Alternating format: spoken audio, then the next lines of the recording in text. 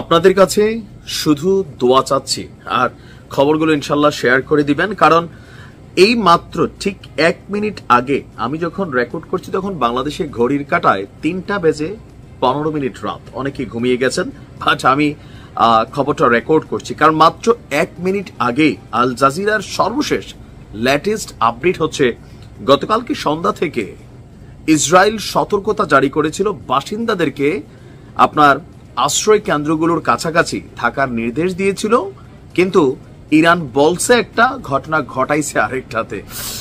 দর্শক, আমি যখন নিউজটি করছি ইসরায়েলের উত্তরাঞ্চলের উপকূলীয় শহর হাইফা, নিশ্চয় নামটা আপনাদের পরিচিত, কারণ ইয়েমেন থেকে প্রায়ই টুংটাং ঘন্টা বাজানো হয় এই শহরটাতে, কারণ এটার আপনার যে বাণিজ্যিক গুরুত্ব বিশাল, কিন্তু এটার যে নিরাপত্তা সিস্টেম সেটা অনেক দুর্বল। আর যেখানে ইরান সরাসরি আবার অভিযান চালাচ্ছে, তাহলে বুঝতেই পারছেন যে আয়রন ডোম কতটা কাজে দিয়েছে। ইসরায়েলের উত্তরাঞ্চলীয় উপকূলীয় হাইফা শহরে ইরান থেকে নিক্ষেপ করা একের পর এক ক্ষেপণাস্ত্র আঘাত এনেছে কাঙ্ক্ষিত লক্ষ্যবস্তুতে। ইসরায়েলি চ্যানেল 13 বরাত দিয়ে এই তথ্য দেখছে বা এই ফুটেজ দেখেছে সারা বিশ্ব।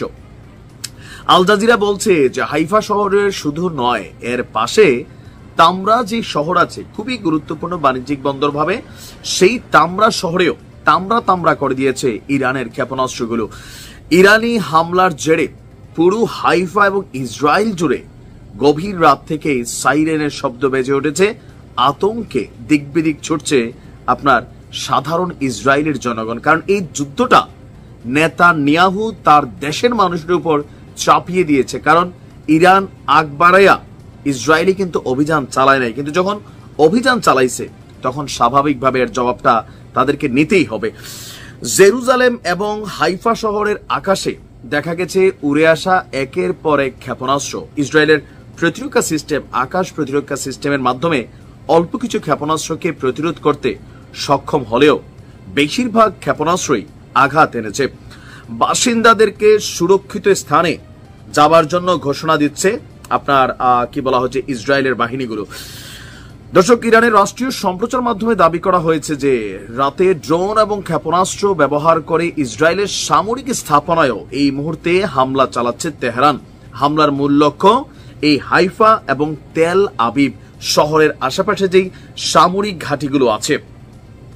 এখানে আপনাদের খেয়াল থাকার কথা যে ইয়েমেনকে প্রতিরোধ করার জন্য ইসরায়েল তাদের সেনাবাহিনীর একটা বড় অংশ হাইফাতে কেন নিয়ে আসছিল, কেন যেন ইয়েমেন থেকে যে ক্ষেপণাস্ত্রগুলো ছোড়া হয়, মাঝে মাঝে গাজা থেকে ছোড়া হয়।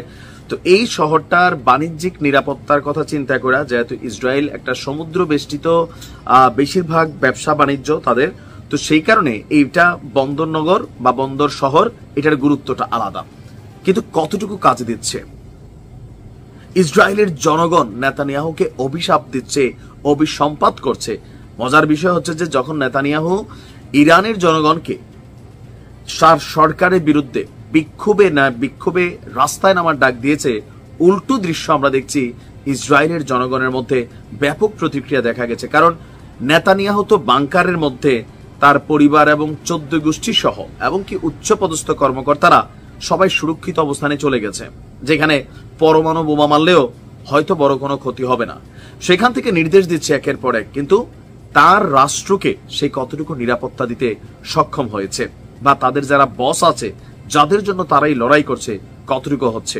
আমরা আল্লাহর কাছে দোয়া করি আল্লাহ যেন ইরানকে এইবার অন্তত একটা বড় ধরনের সফলতা দেয়, উইকেটগুলো যেন সমান সমান হয়। অনেক পিছিয়ে আছে উইকেটে, বাট সমান সমান হতে হবে।